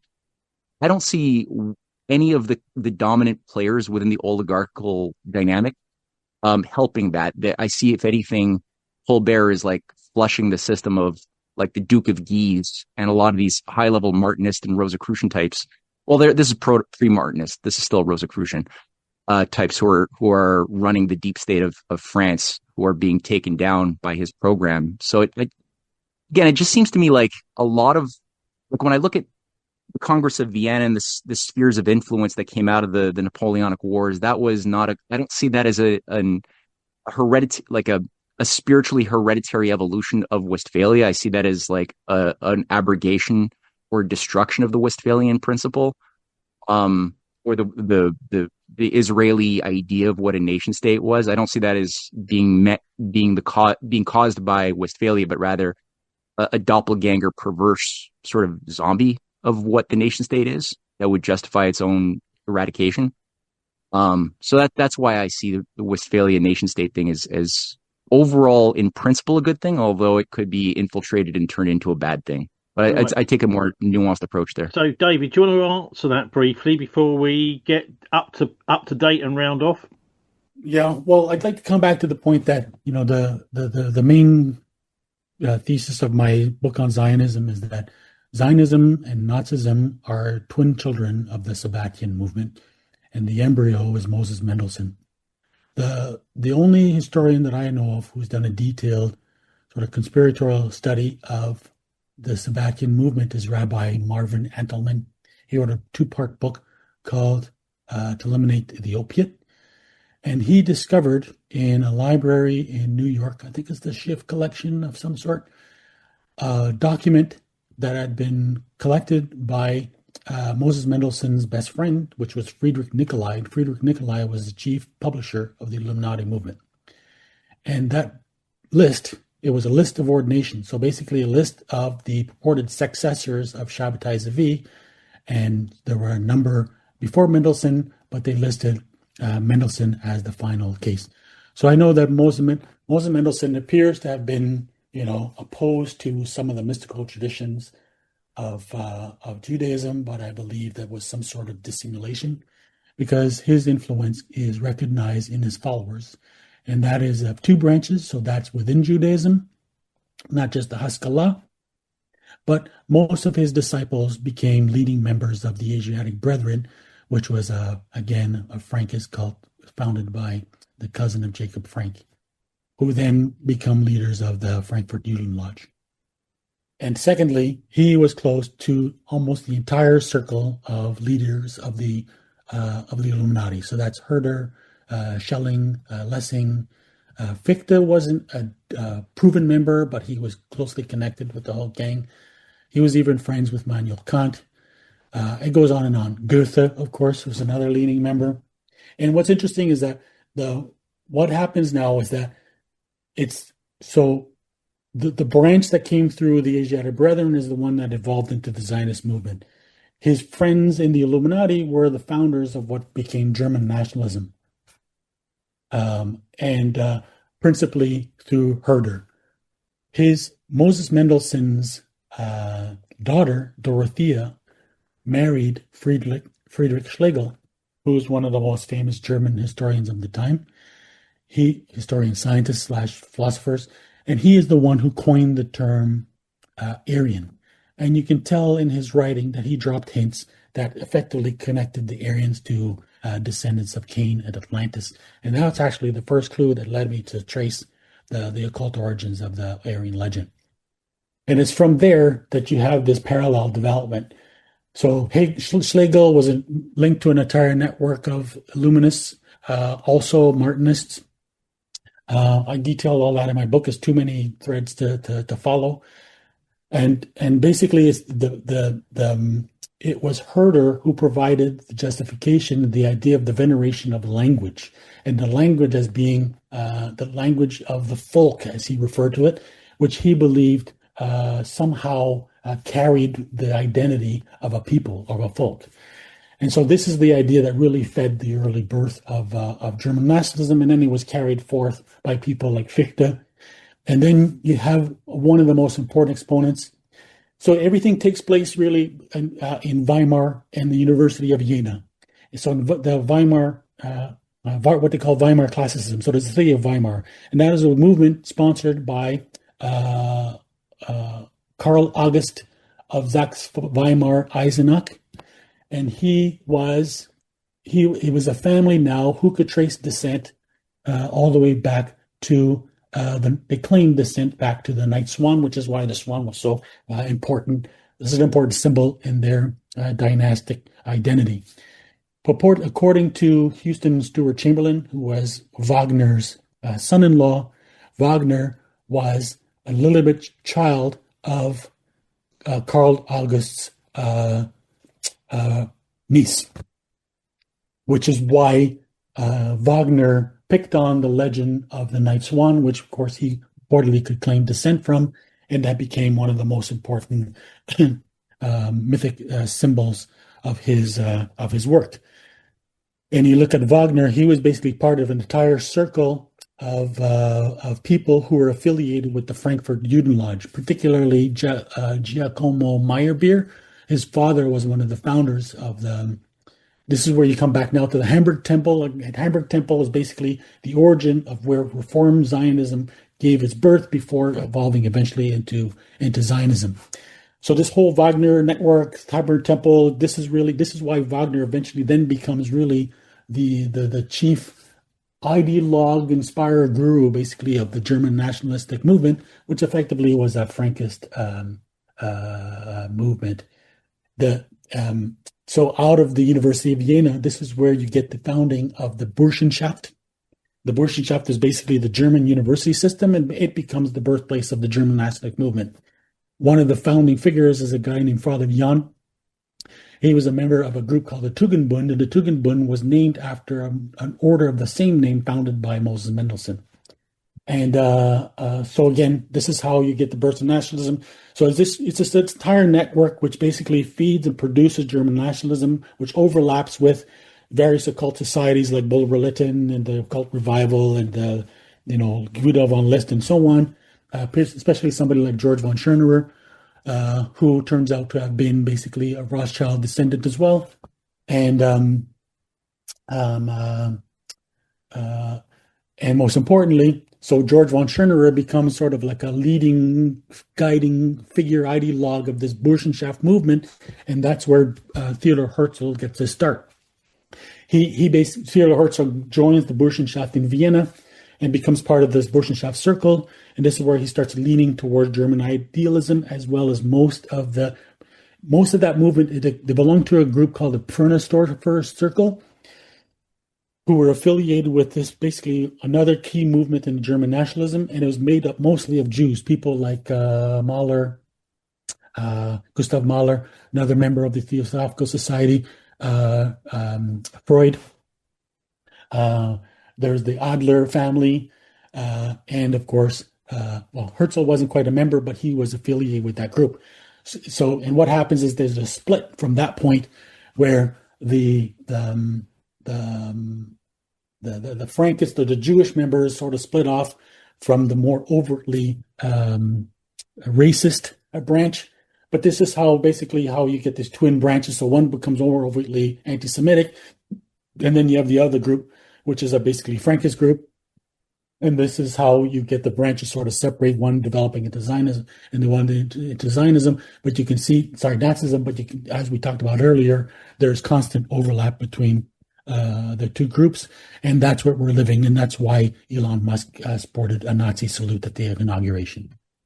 Well, look, I'm going to have to drag you right up to today, folks. And I wonder if within about 5 or 10 minutes each, you could both give us your view on this modern, the opening of 2026 is almost like a 12-gun salute, really, with the street fighting, rioting, applauded around the Western media over in Tehran and other cities in Iran, as well as the amazing kind of taking hostage of Nicolas Maduro from Venezuela by Donald Trump, and the sort of general feeling that's coming out of Trump, which is in his little speeches where he says, actually, international law doesn't really matter anymore. Anyway, it's just whatever you think it might be and however I interpret it. And actually, I am only limited in US foreign policy now by my own morality, by my own mind. That's the only thing which is limiting it. And, we've had headlines here. I was looking at one of the newspapers here today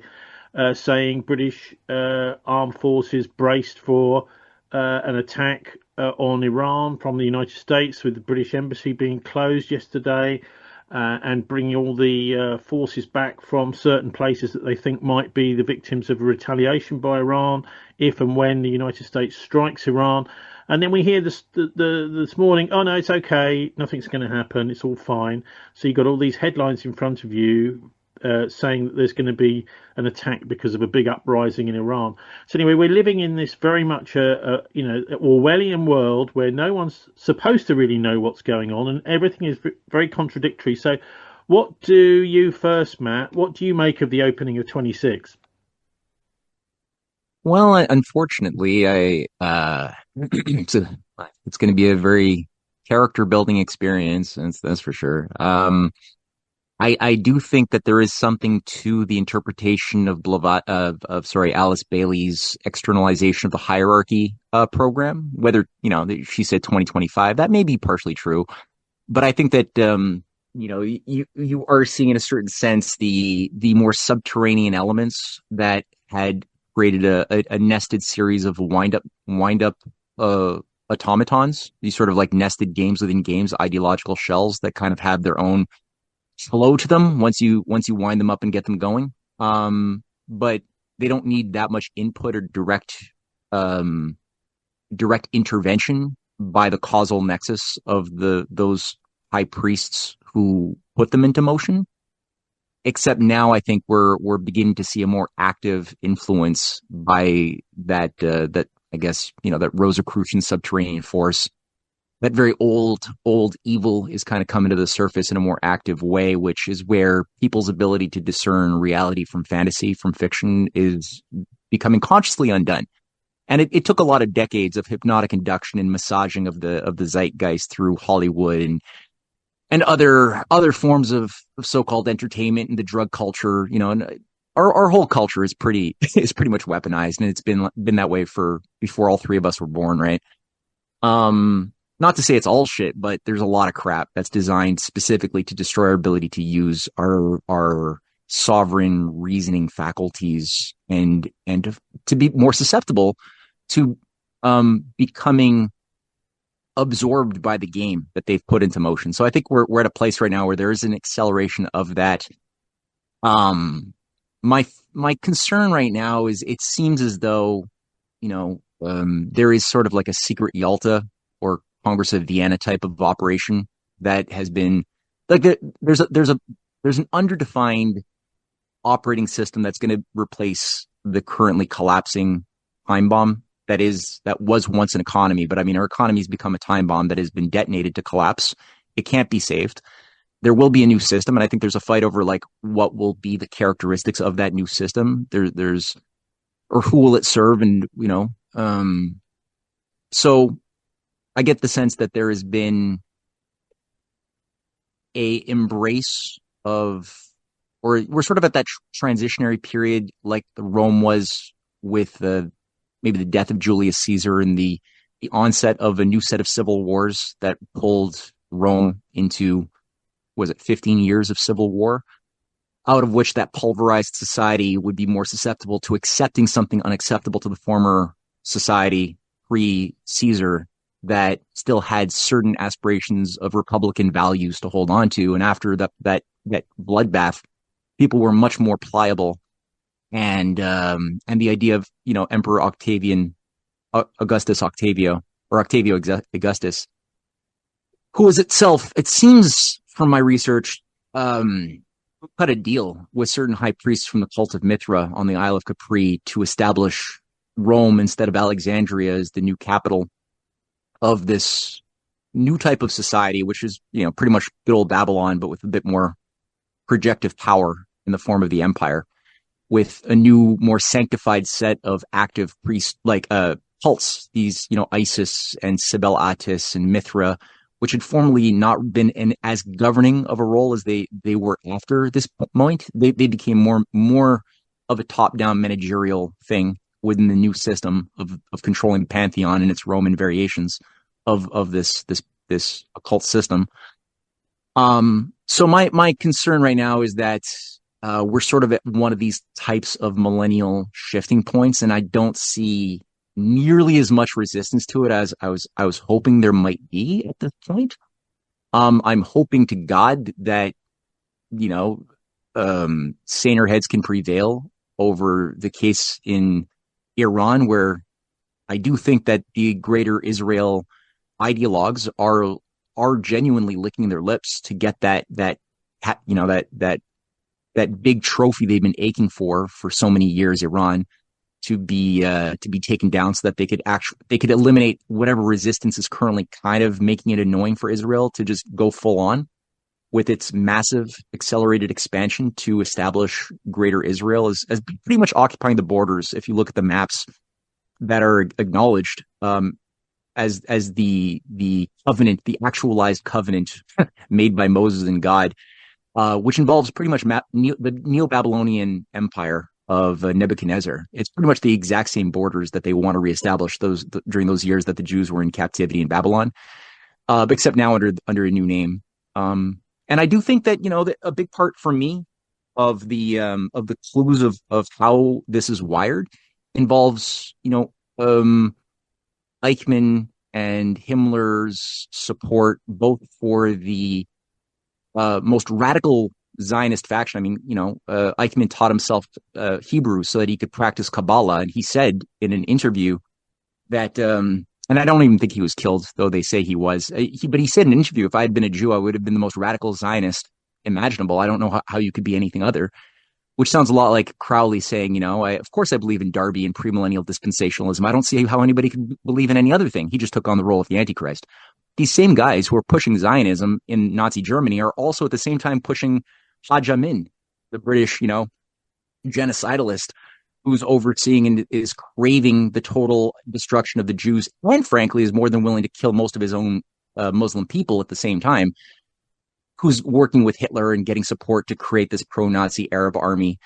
So I think it's part of the ritual is just create a situation whereby the Arabs and the Jews living in that region pretty much annihilate each other and reinstate the Kingdom of Jerusalem under a technocratic sort of, or a transhuman sort of new rebranding of the same old. That's unfortunately how I see the orientation, and I hope that I could be proven wrong. But that's the trend. Yeah, Okay, thanks, Matt. David, what do you make of the? I mean, for me, it's so weird looking at this from a journalistic point of view to see. Well, we could see the opening shots of World War Three tonight, and then you wake up in the morning and Donald Trump has decided no. Mhm. Yeah, I don't know. I don't know what's going on. Um, I never know what's going on short term. I don't think we can. Hmm. We know what their goals are long term. It's short term that's the struggle to figure out. But Yeah. I think back to your point that you made, Matt, about Palantir being funded by In-Q-Tel, which was the CIA front. And so, what's curious is that it was Palantir. So when Cambridge Analytica wanted to basically steal all the Facebook profiles, it was Palantir who showed them how to do it. But of Hmm. course, Peter Thiel was the earliest funder of Facebook in the first place. And Hmm. so that was all part of this is what I detailed in my book, Order of Cow, was a part of a pretty elaborate operation. It was, it was publicized as a Russian operation, but it was really an Israeli operation to use Russian hackers, uh, use the Russian mafia, which is a Jewish mafia, which use Russian hackers to create or to accelerate memes produced by Discordian pranksters to divide and conquer the United States and create mobilize support for Donald Trump, which seems to have worked. The architect of that mission, I believe, was Alexander Dugin, and he is basically the modern leader. I'm suspecting of the Luciferian International, the modern leader of the Martinist tradition, uh, who's out to create what he calls the empire of the end times, fulfilling the fulfilling the prophecy of Nostradamus, which aligns with the whole mythos of the Priory of Zion, which was inspired by the teachings of his two mentors, which were Raymond Abellio and Jean Parvulescu. To go on a bit of a tangent, Raymond Abellio was a friend of Antoine Pinet, who was the founder of two key organizations. One of them was the Bilderberg conferences, and then a year apart, he founded the Pinet Circle, which became the umbrella of the Fascist International. And this is where how, with branches in South Africa, which is how I believe Peter Thiel and his network is implicated. So, this and the Fascist International was behind the Gladio operation. It was working closely with rogue agents of the CIA, particularly Ted Shackley's secret team, who had been involved in the JFK assassination, then moved on to the Golden Triangle heroin trade in Southeast Asia. Then they moved on to Iran-Contra. And it's largely most of the felons of the Iran-Contra linked closely with the neoconservatives, which has basically been the architects of the foreign policy in the last couple of decades. And this all goes back to a conference organized by Netanyahu in 1979, known as the Jerusalem Conference, when he effectively dictated to this entire network of the Circle and neoconservatives that the new enemy was going to be terrorism, and that's how the invasion and support of the so-called jihad in Afghanistan was justified, and of course leading all the way up to 9/11. And that, in sum, is pretty much the history that we've been living. So effectively, it's coming back to the whole idea of the protocols. The protocols were disseminated, popularized by a guy named Boris Brassall, who worked for William Wiseman, I think is what his name was, who was the head of British intelligence at the time, and was linked to the Kuhn Loeb Bank. And the Kuhn Loeb Bank is basically the network that connected the Warburgs and Jacob Schiff and that whole crowd, basically the earliest and honest crowd. Of course, they were the funnies of the Nazis. And Boris Brassall, he was part of an organization called the Aufbau, which is active in Germany, consisting largely of white Russians. And this is the organization that introduced the Thule Society to the protocols, which is how Hitler and Alfred Rosenberg in particular was introduced to the protocols, and it became what Norm Cohn called it was warrant for genocide. So it basically became a scheme to use this perception of a global communist and Jewish conspiracy to rally the Germans to oppose, the Jews, which in this case, what they meant was not the Rothschilds and Warburgs that they were receiving funding from, but, the poor shopkeepers and the ghetto Jews that the Zionists had traditionally been very much in opposition to, the Ostjuden as they refer them to. And so Boris Brassel then comes to the United States, and he becomes the brain trust, as was referred to, of the America First Committee. Out of the America First Committee, you get the ASC, and the American Security Council, and that's really the birth of the American right. The ASC teams up with the John Birch Society, with the Klan, and Ted Shackley's secret team to become the conspirators behind the assassination of JFK, and that's basically so this cabal that came over with Boris Brassel, this that developed through these committees. They basically were underground for many decades, and you can see how much power they exercised, particularly like the Regnery family.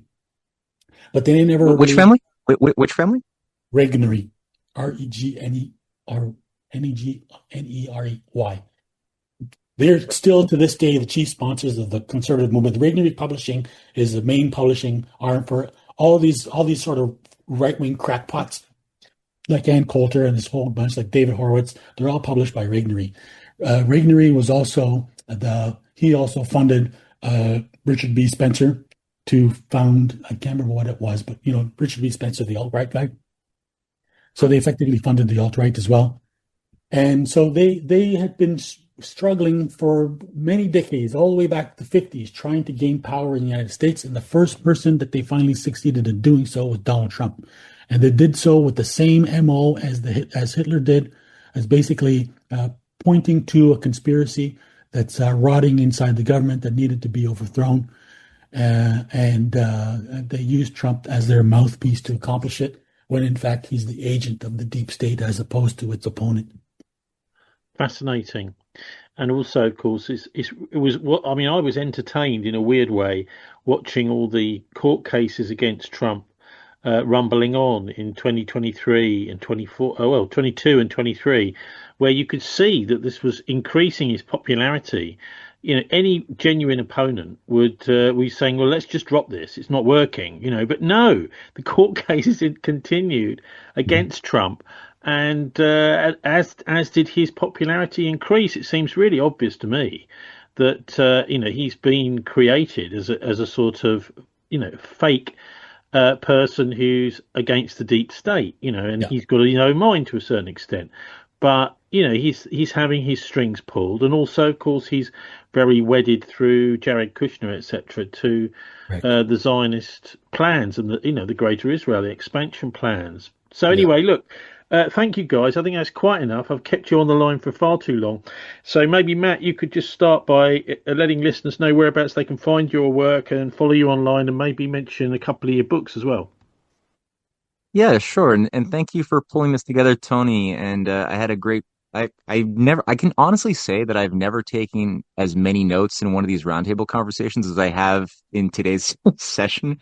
David, we should meet up and have a beer. And I was thinking the same, yeah, I think it's over. Yeah, it's overdue, and we're like kind of close, so might as well just because there's so many things I'd want to have follow-up questions for you on. And again, thank you for giving me tons of leads here to work on. Great. Yeah, for people listening, if they want to look more into my work, my books, The Untold History of Canada, The Clash of the Two Americas series, the Science Unshackled book, or The Revenge of the Mystery Cults, or my wife's books as well, on the making of a world religion of the Black Sun, the empire in which the Black Sun never set. That's all available on CanadianPatriot.org. Pretty easy to find, along with regular updates and our documentaries that we're doing, including exposing the Rosicrucian hands behind the UFO psyop that's accelerating now. All of that stuff is mostly available for free to watch. And my Substack, I put out stuff almost every day, mostly free. That's matthewehret.substack.com. And David? Thanks, Tony. So my website is ordoabcal.ca. So that's where it's basically the sort of the main hub where I keep all the information about myself and my research. You can find links to all my books there. 3 of them are on the site itself as web pages. So that's Ordo Abcal, the Zionism book, and my most recent Divide and Conquer. I don't do Facebook anymore. I don't do any other social media. I only do Patreon. So I welcome anyone who's interested to join me there. That's where I share some of my recent findings, my observations on what is happening, and things like that. So thank you very much. Your Dying God is, I think, really fascinating. For me, it did something which no book has ever done, David, which is to carry this right the way back, thousands of years, to start to look at, actually, maybe Margaret Murray did a similar thing, to look at some of the roots of today's problems in thousands of years ago. But anyway, both of you, thanks very much for joining us. Excellent. Thanks again for putting together, and great to meet you and talk with you, Matt. All right. Likewise.